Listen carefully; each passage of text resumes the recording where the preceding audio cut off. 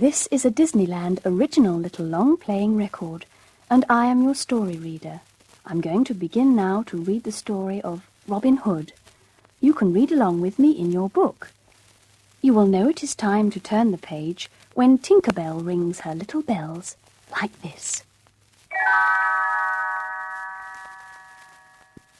Let's begin now. Allan a Dale was a folk singer, or a minstrel, as they called them long ago. He was also a member of Robin Hood's band. Perhaps you remember how Robin Hood and Little John and all their friends lived in Sherwood Forest, and were often chased by the Sheriff of Nottingham.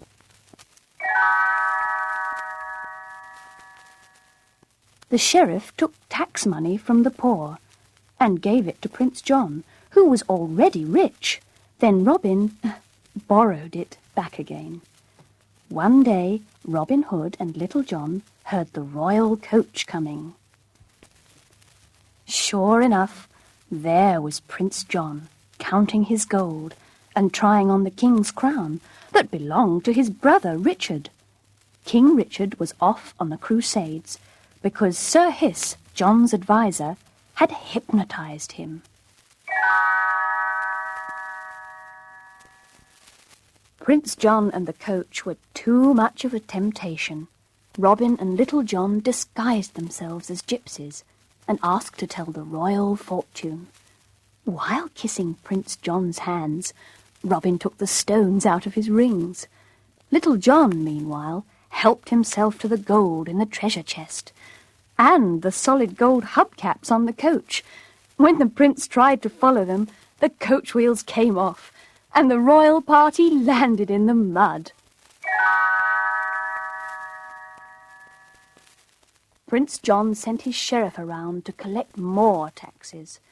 The sheriff could smell money anywhere, even the single coin that was Skippy Bunny's birthday present. Robin Hood didn't feel Skippy should miss out on his birthday. He gave Skippy a bow and arrow, and his own large hat. "It's big, but you'll grow into it," said Robin.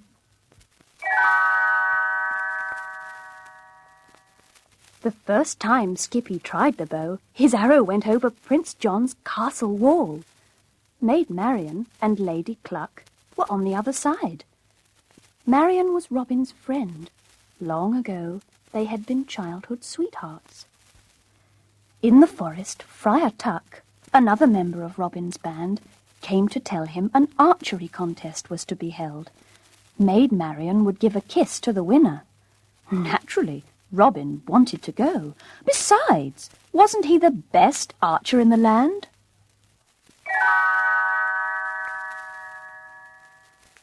Robin dressed up as a stork, Little John as a duke, for the contest was really a plot of Prince John's to capture Robin. Soon the stork and the sheriff were the only ones left in the contest. The stork won, even though the sheriff tried to cheat by having the target moved. When Robin came to claim his prize, Prince John was ready.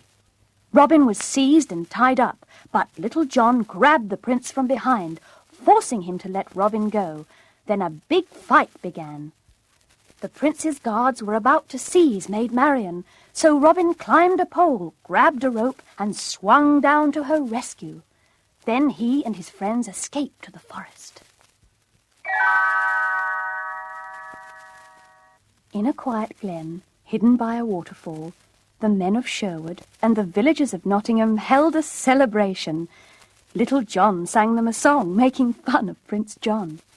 Prince John was so angry at the song that he ordered the taxes doubled and tripled. No one could pay.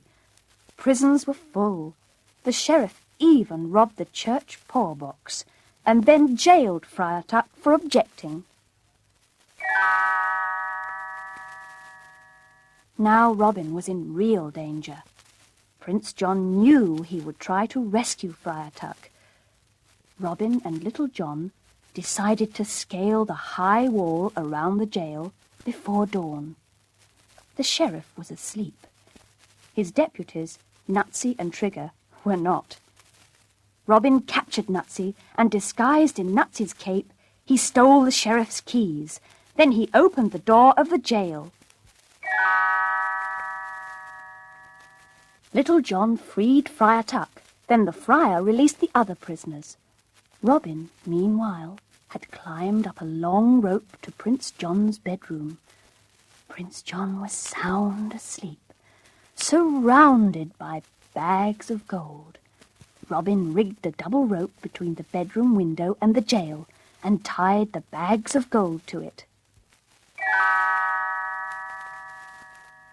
As the gold reached the jail, Little John took the bags off the rope and gave them to the people, who started to make their escape from the castle. But Prince John and Sir Hiss woke up and called for their guards to capture Robin. The courtyard became a jumble of flying arrows, guards, and fleeing prisoners. Trapped in the castle, Robin was almost hit by a flaming torch hurled by the sheriff. He escaped by diving into the moat. When he didn't come up, Prince John and Sir Hiss thought he had drowned, and so did Little John and all of Robin's merry men. But instead he was swimming underwater and finally came up to rejoin all his friends. As they all joined in the celebration in Sherwood Forest, King Richard came back from the Crusades, and good times returned.